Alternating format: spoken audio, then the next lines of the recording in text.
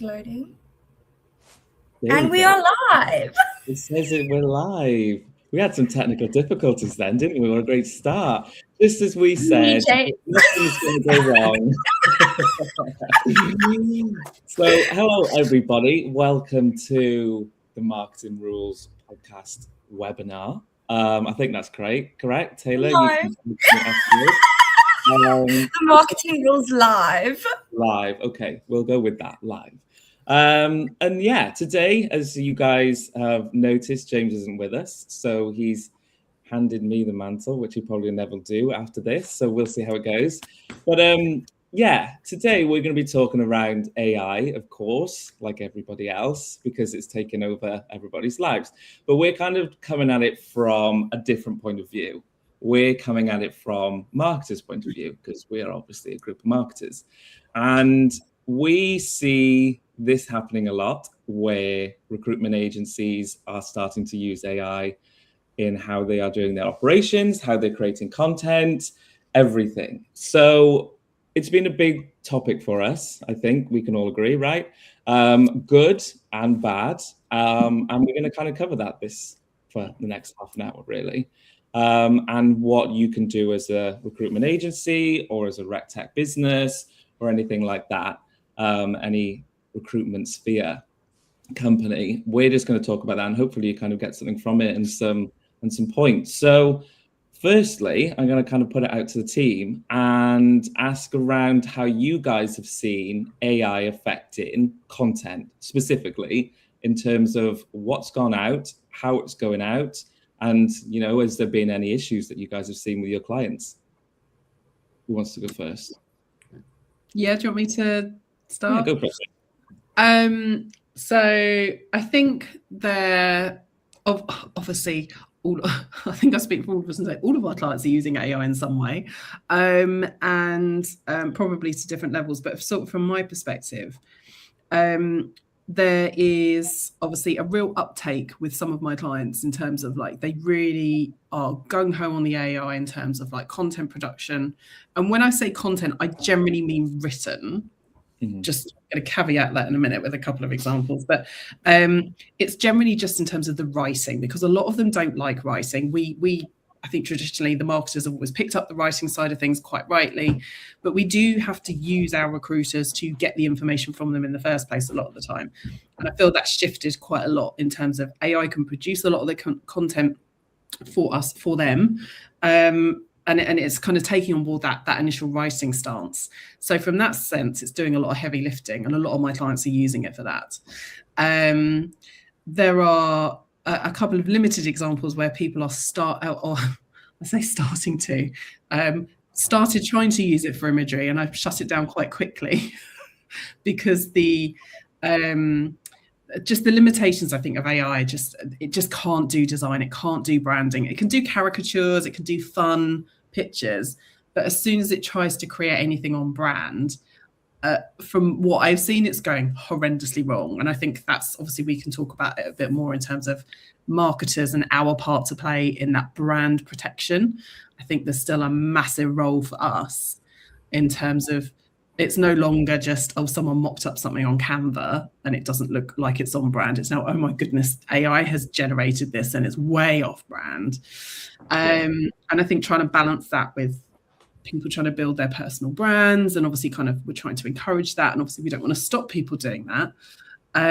But yeah, I think it's a real balance. But yeah, there's a huge amount of it being used, and yeah, it's. Yeah. But mostly from my perspective, it seems to be mostly the written word that it's being used for. But yeah. I would agree, I think it's a lot of content posting, especially on LinkedIn, but I've started to see people are creating PowerPoint presentations, one-page documents and things like that. Fiona, have you seen anything in terms of your clients and people you're working with at the moment using it? Not so much my clients, because I'm creating the content for those clients, but I have seen, as we all have, this I'm not sure it's the right term, but AI slop. I keep seeing this all of the time on LinkedIn. And because we all live permanently online, especially us as marketers, and we're always online. I am now able to see and dictate and be able to see when something is clearly AI written, and I just switch off. And maybe the average person doesn't see that, but the people that do, it's just so recognizable. There are words and there's AI detectors now that are able to see whether something is original. And I think that is something that AI is stealing from recruiters and marketers, is that original perspective, personally. Yeah, absolutely. Go on, Taylor. Can I add on to what Fiona said? Of course. So I absolutely agree with Fiona. I think it's actually a huge turnoff, because as soon as I see something's being generated with AI, like I understand like the fun images and things like that. I've had my fair share of doing like AI generated images for the giggles, but definitely like with the wording, and for example, you now need to show your personality on LinkedIn as a recruiter. For example, you don't just want to be posting like job boards and things like that, and you don't want to appear as a job board. Sorry, that's what I meant. But then you literally asking AI to do these posts for you. It's not your personality at all. It's, you haven't explained to AI like what your personality is. Like, have you even told AI like what you like, what you don't like, how your brand actually presents itself to the public, like the tone of voice or anything like that? And I just feel like, okay, great, like you producing volumes of content, but it's completely off brand. And imagine I was just, posting AI generated content and writing, and someone approaches me. They would think that they're meeting a completely different person because of how I'm appearing online. And then they talk to me and they're like, but you don't even speak like that. You don't have those thoughts. You don't have that knowledge. Yeah, it's a bit of a mismatch, isn't it, when with branding, especially when you come across online to when you see people in person. I think we could probably all agree that 5 years ago, 6 years ago, the biggest issue that we had working with recruitment agencies was that we probably got so much pushback from recruitment consultants saying, I don't know how to post, I don't know what to post, it's difficult to come up with ideas. But now it's more of a quality game, isn't it? Volume. AI has kind of created volume. It's so easy for people to kind of go on now, create that. Someone said to me the other day that it's like raised the floor, but it hasn't raised the ceiling, if that makes sense, when it comes to the quality of content that people are putting out there. So there is that kind of barrier now. Anything that you guys can kind of give back to anyone and say, to any advice, I guess that's the word I was looking for, in terms of working with recruitment consultants, when you're looking at posting, what can they do to use AI to make it look like it is theirs? So I use it as like a jumping off point. Like if anyone says, no, I don't use AI, they're lying. I think they do. I always use AI as a jumping off point. It's something for me to put my ideas in, put it all together, funnel it through, and actually just make sense of it. I never copy and paste. And like we just said, it's so easy when people do. So is there anything that you guys can suggest, any kind of guardrails, guidelines that can be put into place by recruitment agency owners, and they can then sift that down to their team, perhaps? I think there's so much to that question that we could give advice. That was a big question, wasn't it? No, it's good. It's good because it's a huge area, and I think kind of it's not about whether we're using AI. We all know we're using it and it's out there, but it's about how we use it for the best possible outcomes to essentially elevate the business, drive leads. That's ultimately what we're trying to do here, isn't it? It's trying to bring in new leads for the business, trying to help the business grow, help them find new staff, whatever their goals are. We're trying to help them do that. So ultimately, it's a lot of the same. It's almost like the same old stuff, but just positioned differently around AI. But it's just having sort of rules and guidelines in place so people understand what they can go and produce on their own. Here's the sort of things you can talk about with AI. Here's what we're happy for you to talk about. Here's the things that we've created some templates for, so you can adapt that within the rules that we've set. And here are the things that absolutely has to come via marketing or whoever's set as that brand guardian. And I think kind of you've got to kind of outline those things in a quite straightforward and simplistic way, because you can't do it in the way that a marketer would do it, because we live and breathe brand guidelines. We are the brand protectors. For recruiters, they're like, I need to get this deal done. I need to get this over the line. I've got a million other priorities in terms of my fee. What you're telling me over here isn't necessarily helping me do that. So it's making it as easy as possible for them. So they keep posting, they keep up the personal branding. But I think kind of in terms of the day-to-day stuff, a lot of it is what Taylor was hinting towards, is that kind of that initial brief and the quality of the brief that you give the AI in the first place. So a lot of people don't realize that you can set your profile within AI tools. This is who I am. This is what I do as my job. These are the sorts of people I'm working with and want to target. This is what I like doing outside of work. This is my personality and who I am and how I talk. I want to sound professional, but I don't want to talk in complicated language. I want to use simple words that are easy for people to understand. I would like the odd bit of light humor in there, or, you can brief it however you want to brief it. And then when you're asking it to produce stuff for you, don't just say, write me a social post on this or write me a blog on that. You've got to brief it properly. Either brain dump all of the information that you already know, and just in bullet points, doesn't even have to be fancy, does it? Just like brief bullet points, and give that to ChatGPT or Claude or whatever you're using as a starting point, and then build around it and say, using this information, and I'd also like you to reference this article and this article and look at these websites. And I want you to do it I want you to talk with these people in mind, and giving it the audience, giving it the tone, giving it the I ultimately want to have a call to action at the end where people talk to me about this. All of that's got to go in the brief. And I think one of the ways firms can possibly help consultants is maybe coming up with like a toolkit of AI briefs that they can adapt and change, but giving them that starting point. Because I think with AI, as with a lot of things, it's white page-itis and just people not knowing where to start with it, and just absolutely. And I completely agree. I think, having brand guidelines that every business probably has, I think it's starting to be a need for maybe like an AI policy. So what that looks like, again, what you just said, Kat, is that toolbox where people can go, and there is predetermined prompts in it. So people are adhering to the tone of voice, for example. So if consultants are using it for when they're posting out whatever content they are, it's all going to be the same tone of voice that we're trying always day in, day out, so hard to protect, right? We built it up, and then all of a sudden a couple of posts can really kind of destroy that brand. So yeah, I think AI should absolutely be adopted, and I think it needs those guardrails, right? I think we need to kind of direct people in the right way.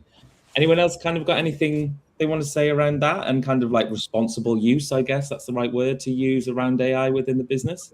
Can I just make one? I don't want to be the wet blankets. There have been proven cases where AI does make up sources. So this is the thing where you have to put your own judgment across a piece and do your own research as well. So if AI is quoting a source, there have been proven cases where it's made up sources, it's made up quotes.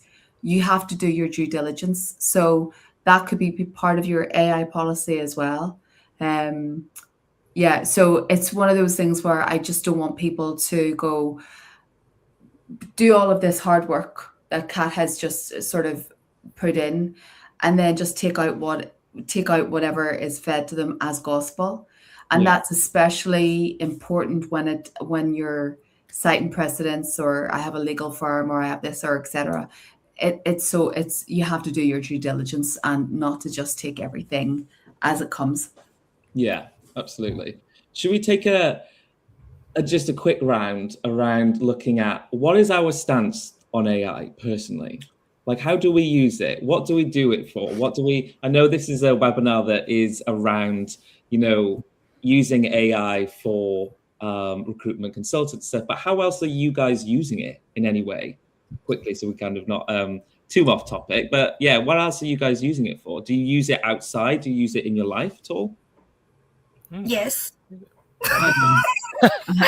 I've stopped thinking. Stop thinking. At my age, my brain's not close enough as it is. I need to keep it working somehow. Yeah. I can't give it all to AI. If I have a headache for too long, I'm like, ChatGPT, my friend, what's happening to me? Yeah. Oh no. I know people use it for they'll use it for planning, travel itineraries, they're going abroad and stuff like that. But no, me personally, no, I don't. The one day I ruined my rice. I was making rice and I was sending photos of my rice to ChatGPT, told ChatGPT what I had done. Within 5 minutes, I had the best rice with my butter chicken. ChatGPT saved my supper. Yeah. There's so many things you could help with. Really, seriously, there are so many things. We don't know. It's like the internet, though, when that started. Nobody knew where that would go. And I think we're still at that embryonic stage for chat, for AI. We just don't know where it's going to go, but I don't think it's going to take over the world. I think personally, not from a work perspective, but I think personally, and Fiona, I know you've mentioned something like this before.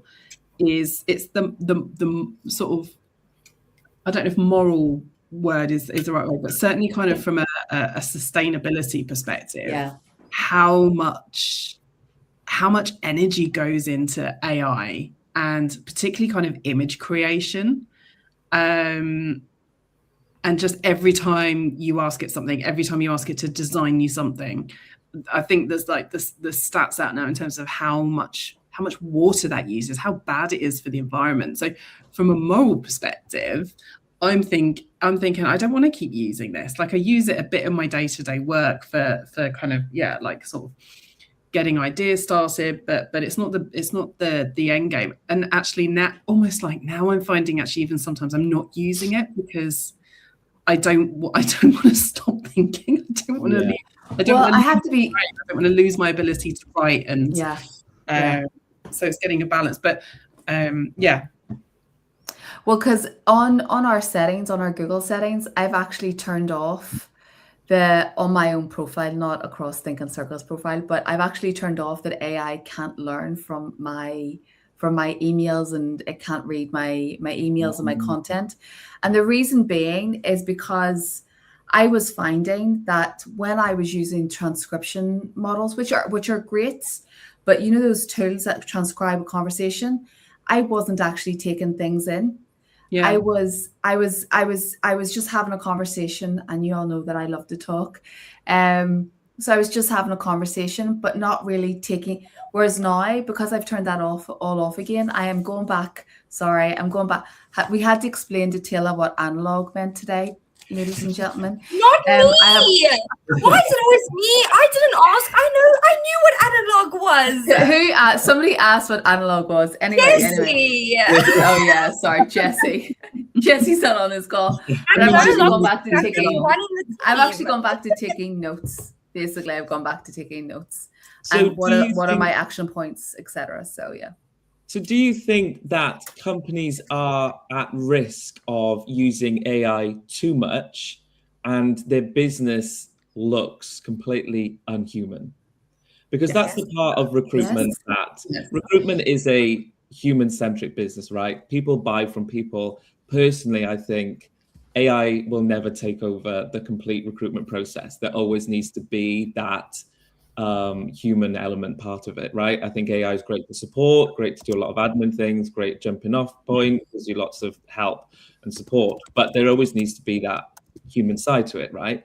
So, with all this content being created and AI being used to write websites, put websites together, all that kind of stuff, do you think that we're at risk of every recruitment agency looking the same? Everybody's using the same prompts. Everybody's using the same AI.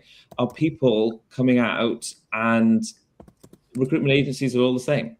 What would you kind of suggest people do, I guess, for the next couple of years where AI really takes off? How can we keep that human side of marketing, I guess, and their brands and their companies? You could hire thinking circles. Oh, that was slick. Oh, that was good. That Very was good. good. Obviously. I think if you get back to the root of that, though, it is people. You just people, yeah. Have people with, we are, as humans, creative, and machines are not. They don't have those feelings. They don't have the nuances. They don't have the lived experiences that humans do to put the emotion, the nuance, the tone, and I think just it's something that we learn as marketers. We hone our skills over years of experience of writing and testing and seeing what works and practicing, and you still need those people in place. Yeah, because using AI. I think there's going to be thousands and thousands of recruiters who all look and sound very similar online because they overuse AI, and I think that's, it's just going to go into one big mushy mix, which nobody's going to be able to tell the difference. And I think, like Kat said, it's those years of experience and bringing a personal eye to it, which really differentiates and gives it a creative edge and gives it a feel and a tone of voice, and which is different from the crowd. And that's where the human element comes in. Yeah. Although, to full disclosure, sorry, Tila. It's fine. We always try and talk at the same time. I know. The two chatty. Full disclosure, I do have an AI video on my LinkedIn profile because I saw it and I thought it was so funny that I recreated it. But then it is one of those things where one person does it and then you just see all of these, everybody's doing the same thing. So to your point, it is one of those things where it doesn't help differentiate. In fact, if anything, it just makes you the same as everybody else. But yeah.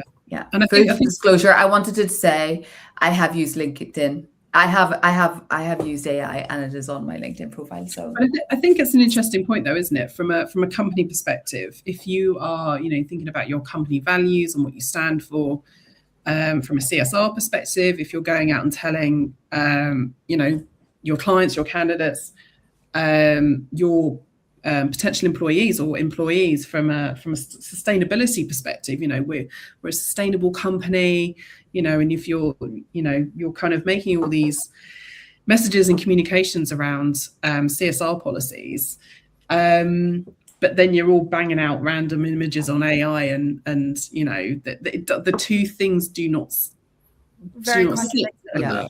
I think it's about taking a look at it from that perspective as well, and saying, what are we saying to the wider world and the wider market? What do we stand for as a company? And that's not saying don't use AI at all, but it's just saying, actually, let's moderate it, or let's say we'll use it for this, but not this. It's the imagery, I think, that is the heavy lifting more than anything. Yeah.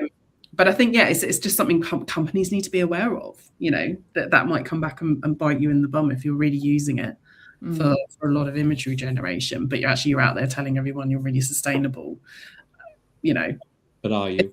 It's a messaging conflict, isn't it? Yeah, absolutely. I just wanted to add also, like, for example, where we said that, you have all these prompts, and even with those guidelines that you could get from your company, like, you stay within these guidelines. If I go put in a prompt now and I ask all you guys to go put in the same prompt, we're all going to get a different answer. And this is not me encouraging people to go, put everything about you into ChatGPT or whatever AI system you use. It's just that I obviously have a way of going about a campaign where you guys have a different way of going around a campaign. And if you've ever, used it as a tool. So I've always used it as a tool, not for strategy. I put everything that I need in, like all my information that I've extracted and put together.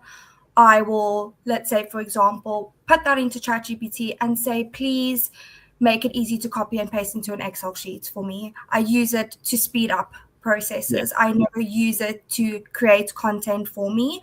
And also telling a recruiter to go create a campaign, they're going to put this prompt in and they're going to take whatever they get from ChatGPT, because they're not going to ask the same questions as us. They're not going to say, is it telling a story?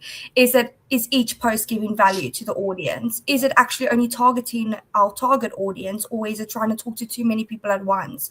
Recruiters don't have that knowledge, whereas us as marketers wouldn't have the knowledge of what to say to a candidate when it comes to negotiations. We've just all got our own niches and we know how to go about doing marketing, whereas they would just take anything.